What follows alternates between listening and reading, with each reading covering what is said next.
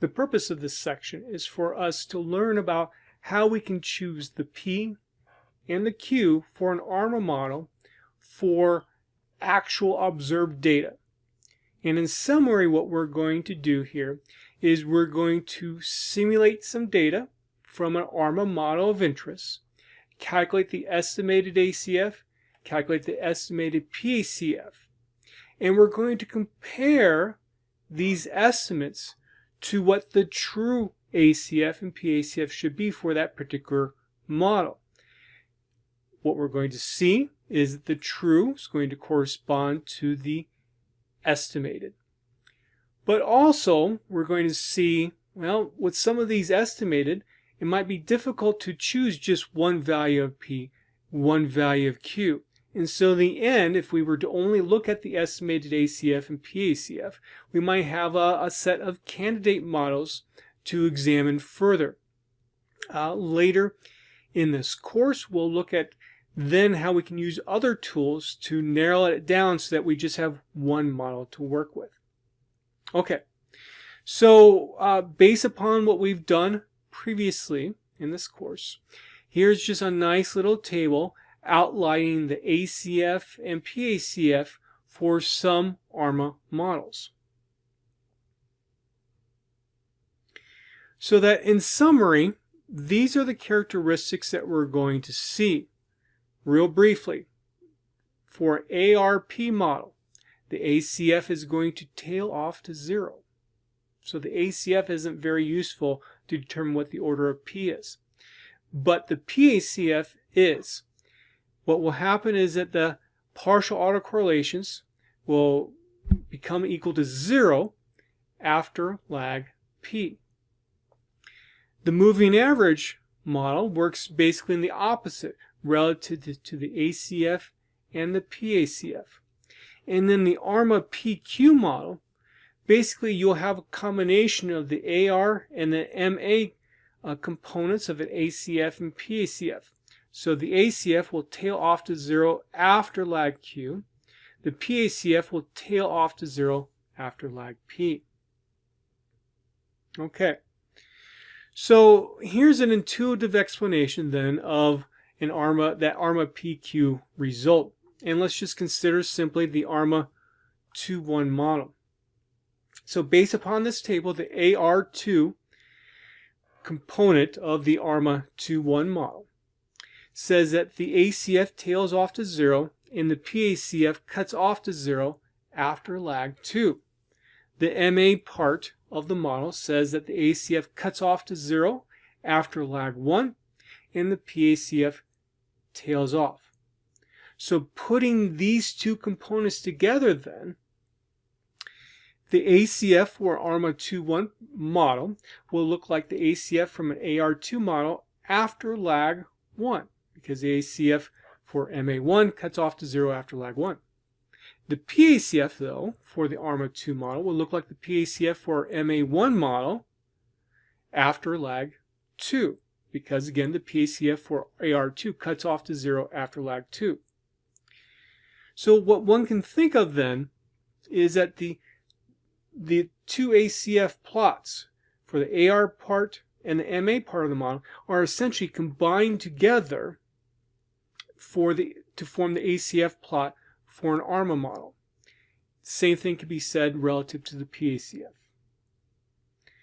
Now, it is often hard to determine when that tailing off part starts. And you'll see that through some examples coming up. So, how can then we use all this information? Examine the ACF and PACF for an observed time series. If it matches the above behaviors, choose that corresponding model for the observed time series. So for example, let's say if we look at the ACF and we are doing a hypothesis test for, let's say at lag 1, the autocorrelation function, is it equal to 0 or not? If you reject for lag 1 and you do not reject for lag 2, 3, and so on, and also let's say the PACF tends to tail off, then an MA1 model might be appropriate for the time series. That's just one example. Okay, so what I have here in this program ARMA_sample.r, I have it set up to simulate data from a number of different models using the ARIMA.sim function. With this program, and we'll look at the details of the program later on, the estimated ACF and PACF are then always calculated for this observed time series, and also for the corresponding model that was used to generate or simulate the data. I'm also going to show you what the true ACF and PACF looks like. Now, for all simulated data sets, I use a variance of 1 and a large sample size so that we can definitely see the patterns that are occurring. Also on the plots, we're going to have, as you've seen previously with the ACF, we're going to have lines drawn at plus or minus 1.96 times the 1 over the square root of 1,000. Okay, so for our first case here, we're going to look at data from an ARMA 1 model. Phi 1 is going to be a positive 0.8. Theta 1 is going to be a positive 0.5. This is the plot of the time series itself. And let me make this a little bit bigger here. Hold on. Next, let's take a look at the estimated ACF and PACF for this data that was observed or simulated, and compare it to what the true ACF and PACF should be for this corresponding model. The first thing that you will notice is that there's a general agreement between the estimated and the true. And so what that should tell you then is that by looking at the ACF and PACF for an observed time series, that should lead you to an idea of what the actual order for P and Q should be for a particular ARMA model. Let's now look a little bit more closely at these plots. Excuse me. So again, on the ACF, we do not need to look at lag 0 because that autocorrelation is always equal to 1. We see these dashed blue lines here. This corresponds to the plus or minus 1.96 times 1 over the square root of 1,000. And so if we were to do then the corresponding hypothesis test for the autocorrelation or the partial autocorrelation, is that equal to 0 at a particular lag, we can see that we tend to have a lot of significant values here. Remember the partial autocorrelation here, actually this is lag 1. So we have significant here and so on. Now, if I were to only look at the the estimated ACF and the estimated PACF and not know that P is equal to 1 and Q is equal to 1 for this corresponding data, what I would see is that I have a tailing off to 0 for both the estimated ACF and the estimated PACF. The problem, though, is I don't know exactly where that actually starts. You know, where it should start is after lag 1 for both of these plots. But we can see that, well, maybe with this partial autocorrelation, maybe we could say, well, it's tailing off to 0 at starting with lag 3 instead of lag 2. Similarly with the ACF.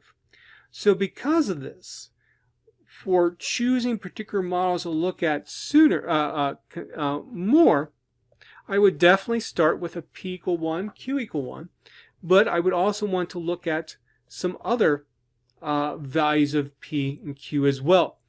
Typically one starts small and then if needed continues to increase. We will look at this in a little bit more, well, we look at it in a lot more detail later on in our course. But this is now the beginning of us thinking about observed data and choosing a particular value for P, a particular value of Q. Okay, let's keep on moving along here. So what I decided to do was, okay, let's take just that AR part of our model. Let's just simulate data from that. And this is what we get. Notice again the agreement between the estimate based upon our data and the true based upon the actual model itself. Notice how we have general agreement between the estimate and the true. And so again, what that tells us is that, hey, it's worthwhile to take a look at the ACF and the PACF of an observed time series, because that might lead you to choose a particular model or set of candidate models to use for your actual observed data in the end. And so notice, let me just remove this lag 0 here. Notice how the ACF tails off to 0, and the PACF, look at this, just at lag 1 we have a significant value. This corresponds to what you would expect for an AR1. And if we look at now, let's say the case of a moving average, part of that ARMA model, look what happens. Again, general agreement between the estimated and the true. Don't bother with this lag 0 there. We see the characteristics that we would expect for an MA model.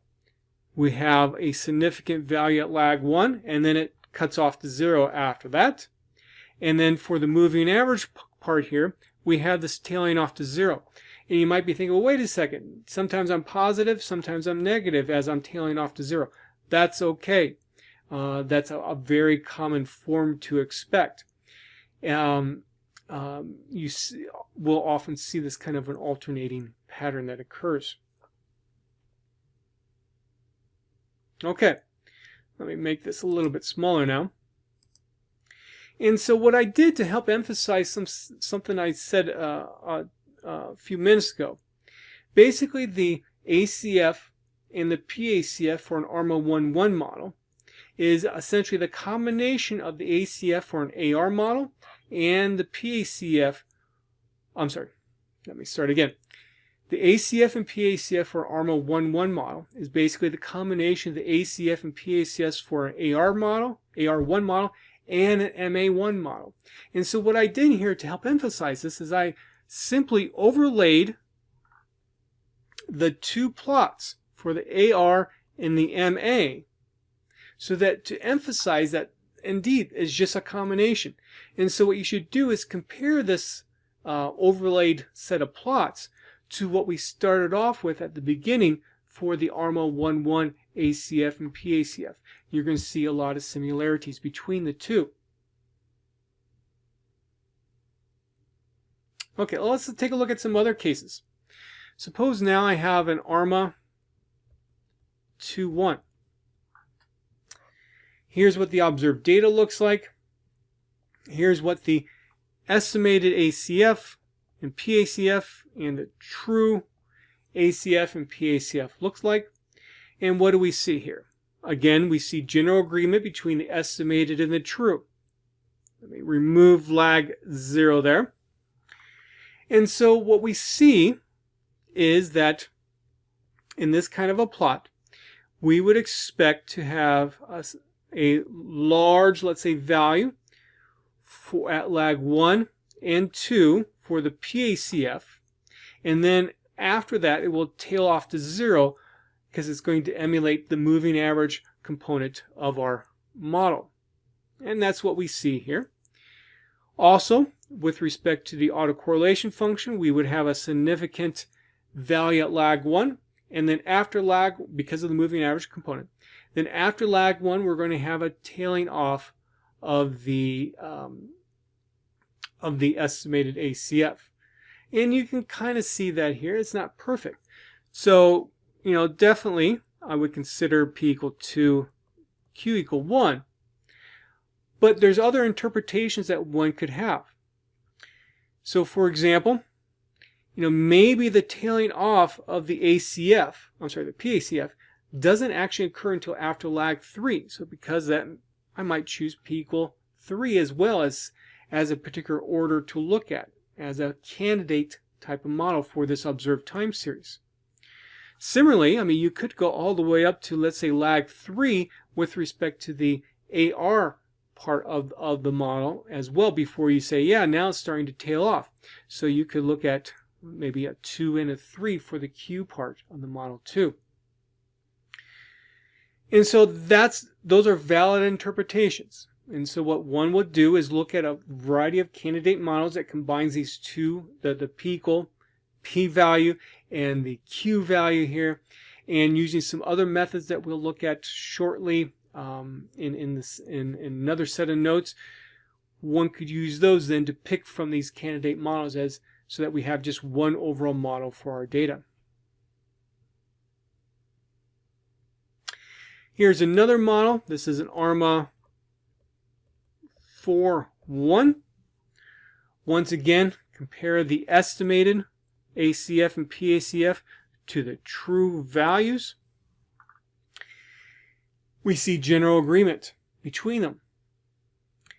Now, if we take a look at the estimated ACF and PACF, because that's typically all that we would know with a particular observed time series to start off with.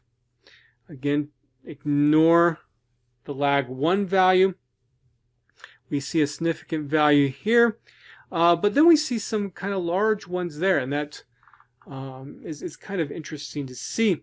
But notice what we have here.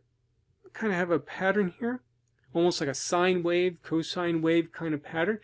This is, if I were to draw a line on top of that, this again is typical to see something like this in ACF or PACF.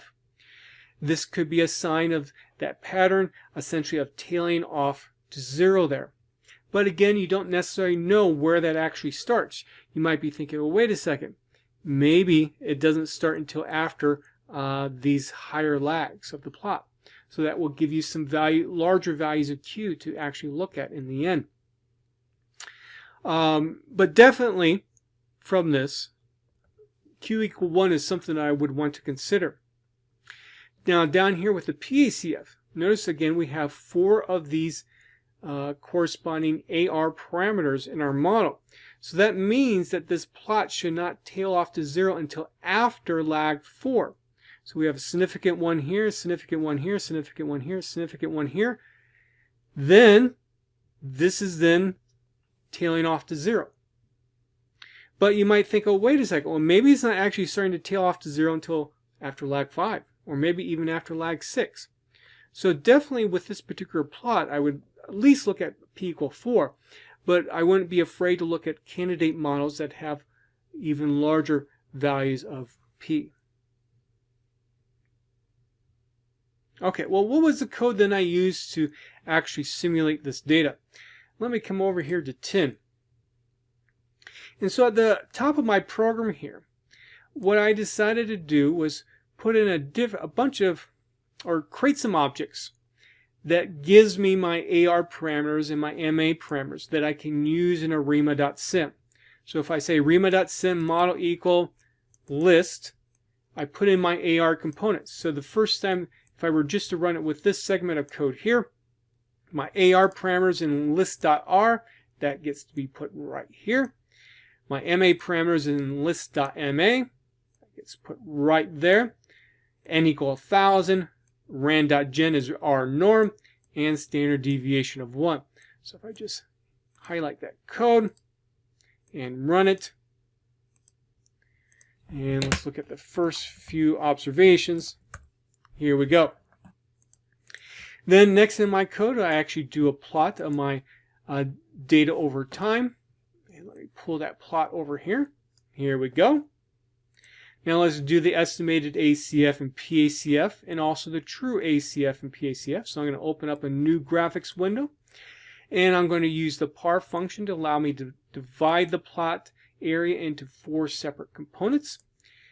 Par mf call for column, make frame by column. I'm going to have 2 rows and 2 columns of plots, where the plots will go in first by column and then by column 1 and then into column 2. So let me go ahead and do that. pull that plot back into this window here. And so first I'm going to do my ACF plot very much the same way as I've done before in the past. Notice how it's in, let's say, the row 1, column 1 entry here. Then to do my PACF plot, I can use my PACF function itself. Argument X corresponds to my data, maximum number of lags, my y-axis limits. My x-axis label is going to be H for lag. And then I'm going to put in there my plot title, where I'm going to paste together or combine together ARMA model with whatever is my value for my plot title as what we have there. So let me go ahead and run that segment of code, and then I'm going to put some grid lines on it using my AB line function. That will put horizontal lines at -5 and 0.5 just to help us see things here. And so notice the first column of plots now is done. This is for my estimated ACF and PACF. Next, to get my true ACF and PACF, I use my ARMA ACF function to get the true value out. And so let me plot my true ACF and then my true PACF. Notice I use PACF equal true then in my ARMA ACF function. And there we go. There's how I got one of these plots. I strongly recommend that on your own you use this function to examine other possible AR and MA parameter values and different values of P and Q. I've just included some of them that I looked at myself when constructing these notes. You can look at other ones as well.